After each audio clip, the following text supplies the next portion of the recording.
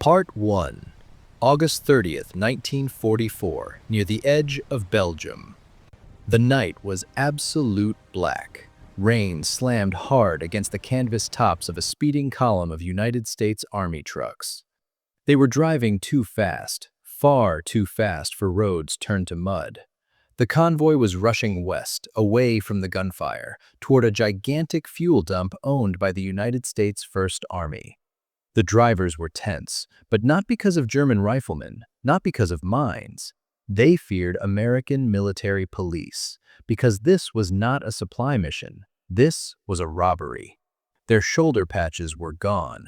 Third Army markings were painted over. Orders were forged. The command came from the highest level, General George S. Patton himself. The task was simple. Reach the First Army depot. Pretend to belong there, load 500,000 gallons of gasoline, and take it. If discovered, they would face court-martial. Stealing from your own army was a crime. To Patton, it was not theft, it was survival.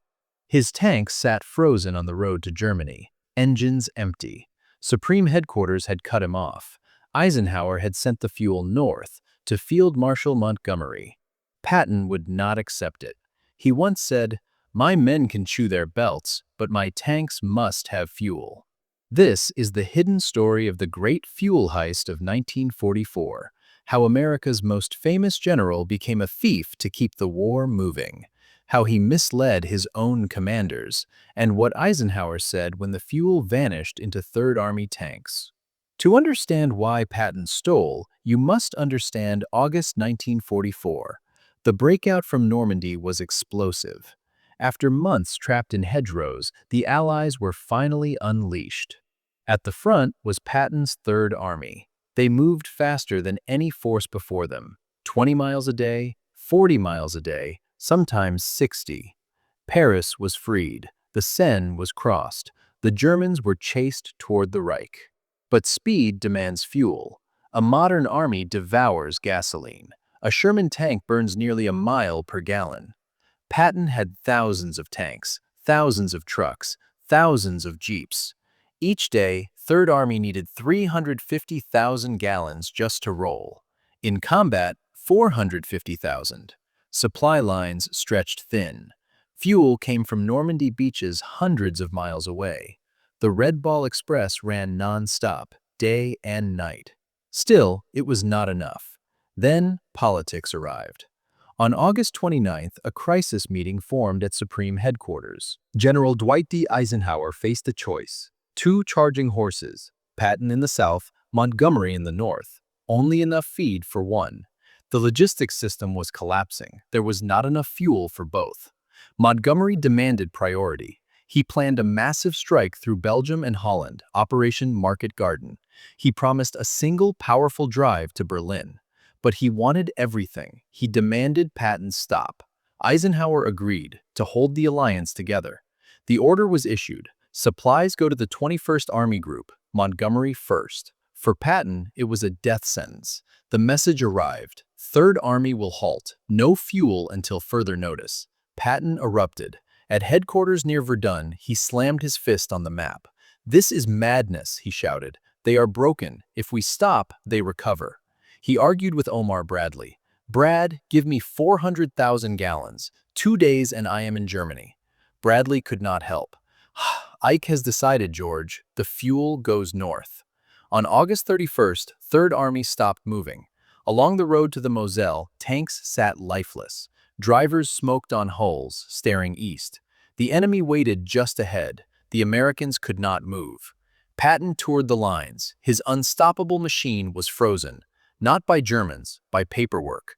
He watched enemy columns escape. He watched trenches rise across the river. Every hour meant more blood later. Patton wrote, "To wait here is murder. I refuse." He summoned Hobart Gay. He summoned supply officers. He did not request ideas. He issued a command. "Get me fuel. I do not care how. I do not care who you steal from." They understood.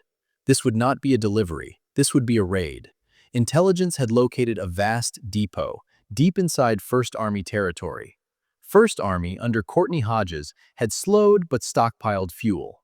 Hundreds of thousands of gallons waited in cans. Patton formed a temporary truck unit, the toughest drivers, officers who could lie.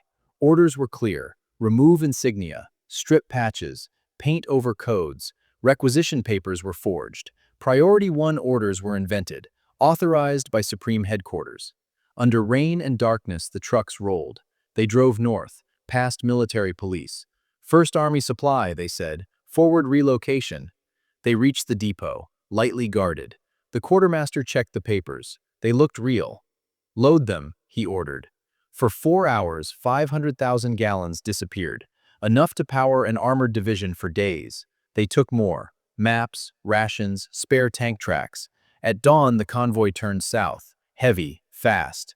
At headquarters, Patton waited. He watched the trucks arrive, watched fuel unload.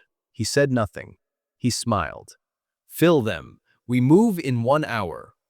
The next morning, Omar Bradley arrived. He brought the halt order. You must stay. You have no gas. Patton smiled calmly. Well, Brad, I have been scouting. He did not confess. He stalled. Then a report arrived.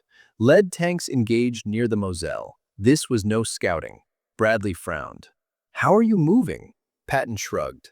Local fuel. Efficient men. Bradley knew the truth, but victory mattered more. All right, he said, just do not get stuck. Fueled by stolen gasoline, Third Army surged. They smashed into the Moselle. German intelligence was stunned. They expected delays, weeks to prepare. Instead, Patton struck. The crossing was brutal, but speed won. A bridgehead formed. Nancy fell. Metz followed.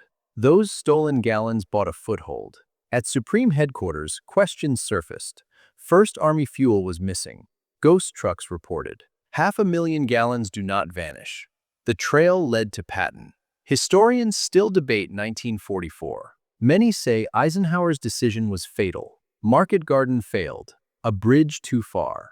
Had Patton received the fuel, the war might have ended early. Even with scraps, even stealing, Patton outperformed all others.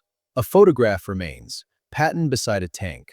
Dusty, exhausted, eyes burning. He fought to win. If theft was required, he would steal.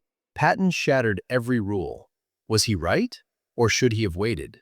Tell us below. Subscribe for more untold stories. Thank you for watching.